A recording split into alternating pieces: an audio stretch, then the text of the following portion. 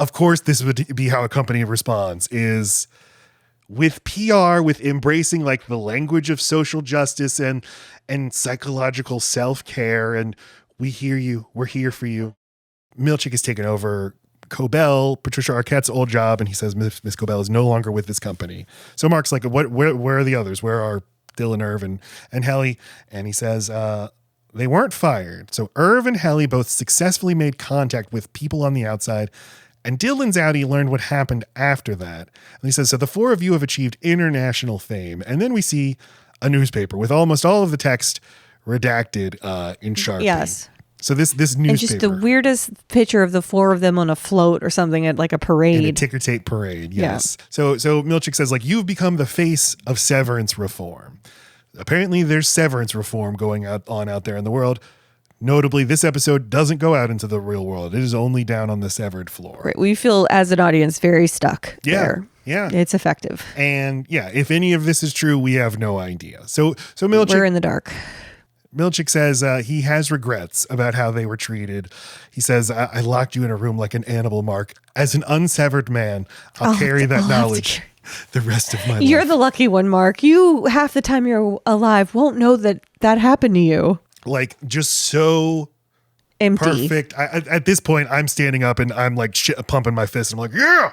Because like, of course, this would be how a company responds is with PR, with embracing like the language of social justice and psychological self-care. And we hear you. We're here for you. And finding the parts that they can stomach admitting to, so that it seems like they get the point and they see what went wrong. And look, so we'll specifically not lock you in the room anymore. We'll specifically not make you recite whatever until you're, they can take those things away and still keep their workers. Yeah. So they're not losing any money by doing these things.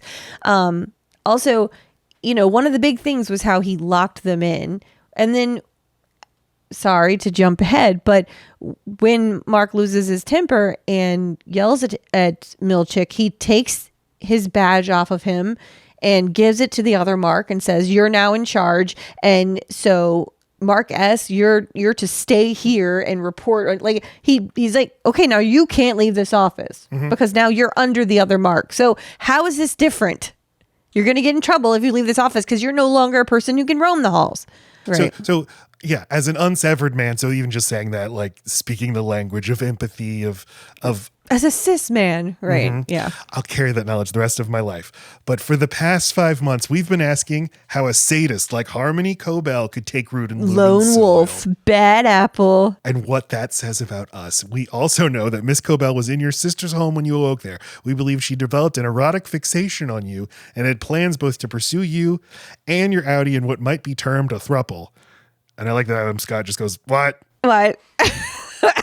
So, yes, like you said, it's a bad apple. This is always how companies, government organizations, governments themselves respond. We've cut out the cancer. We've located it. The rest of the tit's great. The breast is great. We took the bad part, so no need to touch anything else. It's not the fact that this exists at all. It's just we need to change up the people who run this. Right. In this case, I needed to get promoted here. But I mean, there's a billion examples. I think a really notable one right now, Vince McMahon, appalling sexual assault and sex trafficking allegations led to him getting ousted from the company. And the entire WWE PR machine for the past 2 years has been like, we're moving on. That's all in the past. Vince McMahon did great harm. He's a stain on this company's legacy. You keep going. I'm going to use my hall pass. I just need to get something from the supply closet. You go on. You keep saying your examples. An ink pencil? So Mark, and I love this mode that Adam Scott plays of like, he balances the kind of smarminess that's inherent to Adam Scott with the well-meaning, like very nice guy, but also coming into his own as a like assertive, pushy advocate for himself and what he wants. So he's like, you haven't told me where my team is. Those are my perks. That's what I came back for. That's what I was wondering when I walked through that elevator, and I still haven't. That's the only thing I've gotten that was good ever since I've fucking been here. Give them. Lumen is listening. So we get this incredible stop motion short film. Basically, Lumen is listening is the slogan. On Succession, they had their plot line where their company had sexual misconduct, a sexual misconduct scandal, and they send out, the woke daughter of the CEO to be like, guys, listen, here at Waystar Royco, we get it. And that's their whole message of their whole PR campaign is we get it. And that phrase can be read two different ways. We get it. Or, we get it. Shut up. So Lumen is listening. We hear your complaints, but also we're listening all the fucking time. So this building, this stop motion building, with eyes and a mouth, like a Nick Jr. Character. It's all very patronizing, right? Hello, you're sitting in me right now. I was wondering, who is this voice?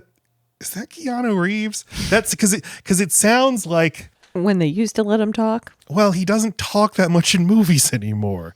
He's just cool and stuff and silent. When he did talk in movies, I'm an FBI agent.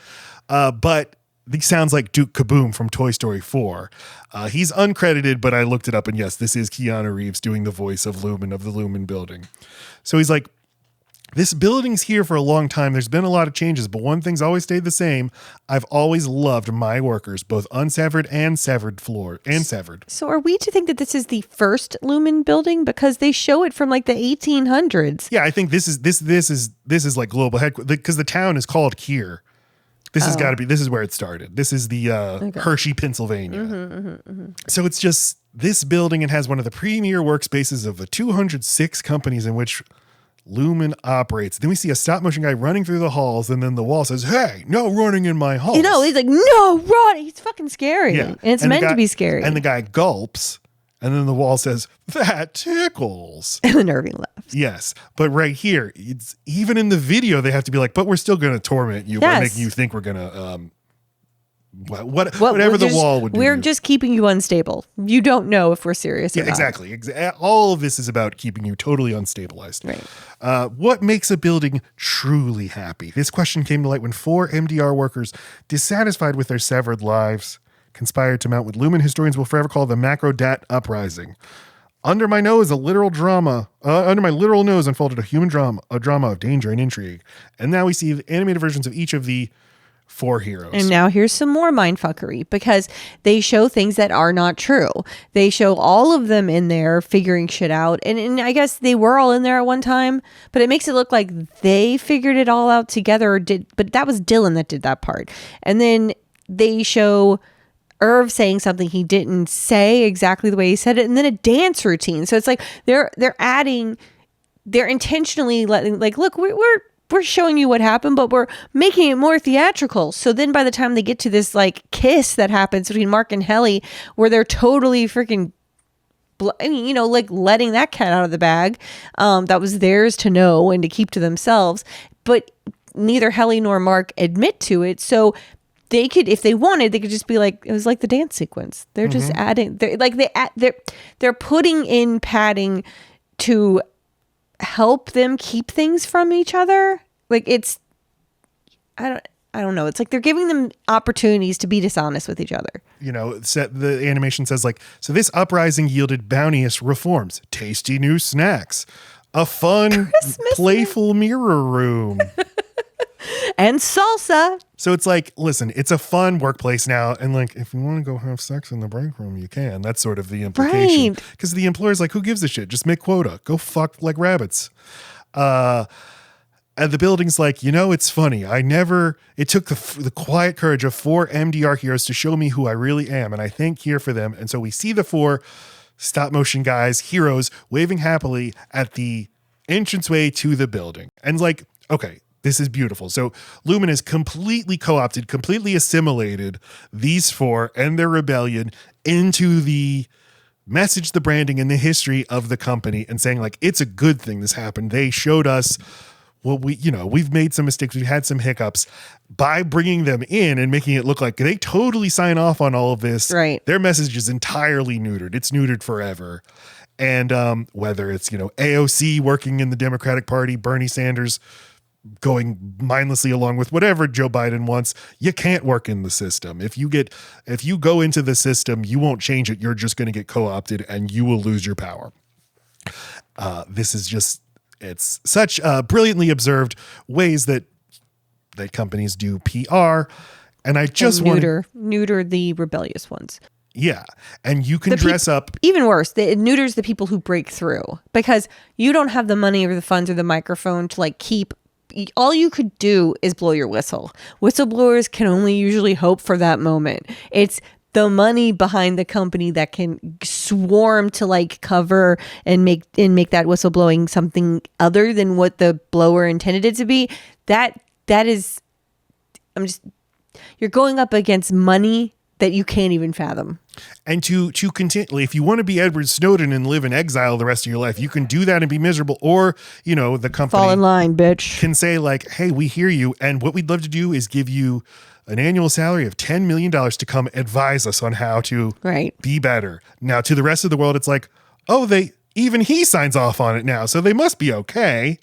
Then they casually drop how much money he got as a signing bonus just to dirty up that person, the whistleblower or whoever else. You know what I mean? They're sowing the doubt and the jealousy and the different ways you can undermine a person who had the inkling to go against you.